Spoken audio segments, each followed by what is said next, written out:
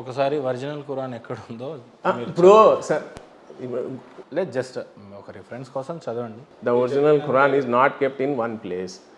ఇప్పుడు ఎవరు చెప్పారు? ఇది ఏఐ చెప్పింది ఇది. But is preserved in many scriptures around the world including. అవును అంతే కదా, స్క్రిప్చర్స్లో అంటే ఇప్పుడు నేనేమంటున్నా మీ డబ్బులు నా డబ్బులు వేస్ట్ ఏమో సార్.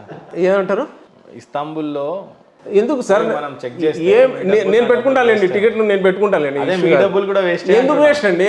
నేనేమో తబ్లికి జమాత్ వల్ల 5 నియమాల్లో ఒక డబ్బుని ఎలా ఖర్చు పెట్టామని కూడా అడుగుతారు మరి. అవును అవును అవును, దానికోసం ఎందుకు?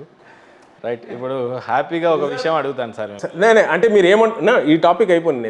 అంటే మీరు ఏమంటున్నారు? ఈ ఖురాన్ ఒరిజినల్ కాదంటున్నారా? లేదు, ఖురానే ఒరిజినల్ ఖురాన్.